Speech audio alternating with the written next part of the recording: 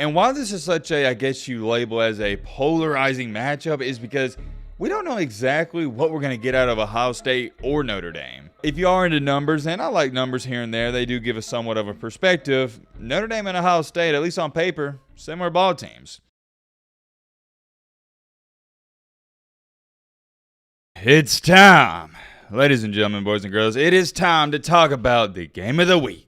I'm referring to no other than the Lil Bro, Ohio State versus Notre Dame. We got not just one, but two of the most overrated football programs over the past 10 years. Pretty big matchup to say the least, and I'd say for 80% of people out here outside the Colorado fans and just Deion haters, this is the game you're looking forward to the most on Saturday. And I can't blame you or fault you, because I expect it to be a good one, and it should be a good one. Before we go any farther, because I know I'm going to forget to say this, it's Thursday, and you know what we do on Thursdays, our previews. But since this weekend is so jam-packed with so many great games, we're doing two separate previews for today, and I don't think you guys are going to mind too much. It's more content. There's not even a downside to it. It's a win-win. But here's what we're going to do, and let me break this down, and we got to get back on track here. In this video, the only game we're going to be talking about is Ohio State versus Notre Dame. Why are we doing that, you may ask? Because I think it's that important. And then after this video, come on back later today if you got some time on your hands. We're going to do the Week 4 preview. And in the Week 4 preview, we're going to talk about all the other games, including Clemson and Florida State, the Cinnamon Rolls. Make no mistakes about it, a lot of people are forgetting that's going to be a good game on Saturday as well. The only reason the Clemson and Florida State game isn't receiving as much hype as some of these other games is because Clemson lost to Duke. If Clemson didn't lose to Duke, you can make a legit case and argument that this will be the game of the week. But since Clemson did lose, it's killed a lot of hype for the game. At least for your casual fans. For diehards like me and you know, we know it's an important game. So that's how we're going to do things. Getting that out the way, let's lock in and let's focus on this game. You don't need me to sit up here and hype this up and go, guys, this is a big time matchup, blah, blah, blah. You don't need me to do that, so let's not do it. But, and I have a big but,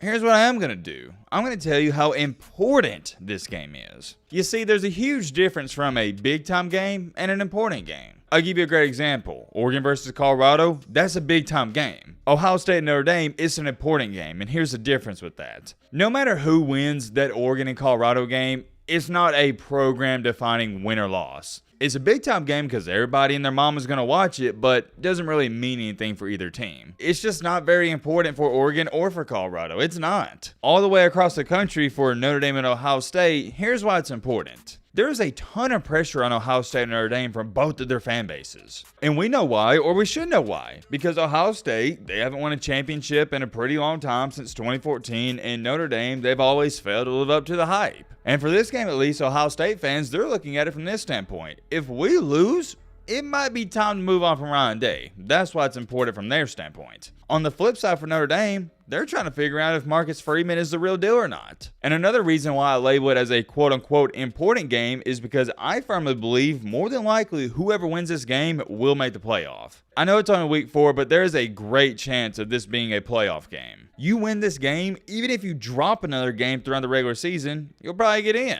So that's why I label it as important, because number one, it's important to the fan bases, and number two, it's important for this season. The Colorado-Oregon game, not so much. Don't get me wrong, what they got going on at Colorado, it's cool, it's awesome to watch, but when we're talking about national title contenders, no, they're not in that conversation, not even close. And same thing for Oregon. Oregon is not a national title contender, and we know this. Even if somehow, some way they snug into the playoff, they're just going to get curb stomped by a team like Georgia. You saw what happened last year when Oregon played Georgia. Let's not talk about that. Moving along here, though, as to where it stands, Ohio State is currently a 3-point favorite. I got no problem with that. I figured Ohio State would be favored by a few points. And why this is such a, I guess you label as a polarizing matchup, is because we don't know exactly what we're going to get out of Ohio State or Notre Dame. Sure, they're both undefeated. Notre Dame's sitting at 4-0, Ohio State's sitting at 3-0, but who have you played? Notre Dame's 4 wins coming against Navy, trash. Tennessee State, trash. NC State, mediocre at best, but probably trash. And Central Michigan, not good. All right, that is what it is. For Ohio State, their 3 wins come against Indiana, trash, Youngstown State, trash, and Western Kentucky, trash. And for me, at least, it is so hard for me to analyze and evaluate a team when they haven't played legit Power 5 competition and great competition. Like, I'm not even saying, well, it ain't even going to be great, but a team that's at least has the potential to go 8-4, 9-3. I just need to see how you stand up and stack up against a team like a Penn State or a Michigan, something like that. And unfortunately, we haven't seen that at Notre Dame or Ohio State. They have not played a top 25 team, neither of them. Which is okay, we're early on in the season, but I'm just giving you my perspective as to how I think. I have trouble trying to predict games like this when they haven't played anybody. And it's not for one team or another, it's for both of these teams. Granted, I'll always give credit when credit's due. They've taken care of business. They've done what they're supposed to up until this point. But I refuse to sit up here and brag on Little Bro State or Notre Dame because you beat Western Kentucky, Youngstown State, and Indiana. I'm just not going to hype you up for doing that. I'm not. Maybe somebody else will, but not me. If you are into numbers, and I like numbers here and there, they do give us somewhat of a perspective. Notre Dame and Ohio State, at least on paper, similar ball teams. Both of them are averaging right at 300 passing yards per game, and Notre Dame's averaging 200 rushing yards per game, and Ohio State's averaging 156.7 rushing yards per game to be exact. So it's a pretty balanced matchup from that standpoint. Well, here's my biggest question in this game, and please let me know in the comment section. Who has the better quarterback? And whoa, before you jump the gun on this, I wouldn't be so certain and quick to say that it's Sam Hartman. Because don't look now, but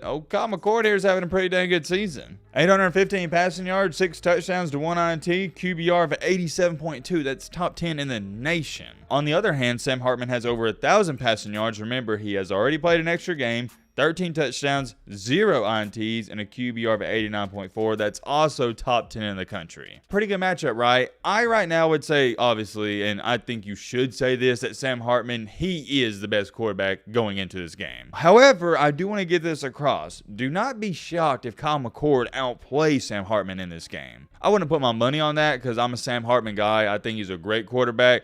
But Kyle McCord, there's a reason he's starting for Ohio State. If you're starting for a team like Ohio State, Michigan, Georgia, Alabama, Texas, Oklahoma, USC, it's not because they just threw you in there. You more than likely was a 4- or 5-star recruit coming out of high school. So the quarterback matchup, that's going to be something to keep your eyes on. But also here's something I want to address, the Ohio State defense. What's extremely funny about this is last year when Ohio State was playing all these cupcakes and all these sorry opponents in the Big Ten, and they were holding their opponents to like 10, 13, 17 points per game. I had all these Ohio State fans tell me, yo, Matt, I think the defense has improved. And what did I say? No, you haven't improved. You're still trash. And I remember all these Ohio State fans saying, no, Matt, we'll show you. And yeah, we saw what happened against Michigan and Georgia. I tried telling y'all, it is easy to play good defense when you're not playing anybody. You're not going to get exposed on defense when you're playing Youngstown State, Indiana, Northwestern, Rutgers, or Maryland. Come on, man. When you're going to get exposed is when you play a team like Michigan, maybe Penn State, or even Georgia. And guess what? That happened last year. And the funny thing about it is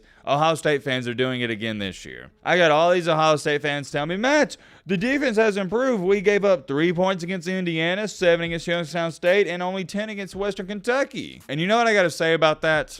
I don't care. Listen here, buddy. Your defense is still trash. Ohio State's defense is awful. You may not want to come to terms with that, but it's reality. And it's not just it's awful this year. It's been awful the past 5 to 6 years. Until they change their philosophy, my opinion on them isn't going to change. Fortunately enough for Ohio State, Notre Dame's defense isn't too much better. The Notre Dame defense has a lot of weaknesses, and I think Ohio State will exploit them. All in all, though, here's what I think and I believe is the biggest X factor in this game, and it's going to be the determining factor on whether Ohio State wins or loses this game. You know where I'm going with this? It's no other than Kyle McCord. I think you're going to see a very similar situation in this game as you did with Alabama and Texas. Texas had the better quarterback going into the game, and he was the better quarterback in the game in Quinn Ewers. You knew what you were going to get out of Quinn Ewers. You knew he was going to go into Bryant-Denny Stadium and ball out, or at least I knew that. The only real X factor in the Alabama-Texas game was Alabama's quarterback, Jalen Milroe. If he played great, Alabama would have won. If he didn't play great, Alabama would have lost, and that's what happened. Well, I think the same thing's going to happen here. We know what we're going to get out of Sam Hartman. He's going to play good, if not great. But to counter that, here's the difference. Kyle McCord, if he plays great, more than likely Ohio State wins this game. If McCord doesn't play great, if he just plays average or has a bad game, no, they don't even have a chance to win. I think it's as simple as that. It's going to come down to one player for Ohio State. It's not going to come down to the wide receivers and running backs because Ohio State has some of the best backs and wide receivers in the country. We all know they got Marvin Harrison Jr. He's the best wide receiver in the country, and it's not even close. You just get him the ball and get out of the way. But here's the thing with that. It's much easier to say that than to actually do it. Here's a young man to pay attention to as well, and I'm going to circle him for you. Audric Estime. Estime is a pretty dang good back. He's one of the most underrated backs in the country. You're going to see Notre Dame try to use him and ground and pound that Ohio State defense. And here's the kicker. If Ohio State can't stop Notre Dame's run, they'll just run all day. Notre Dame isn't like Ohio State. Ohio State could have run success, and they're still going to pass the ball.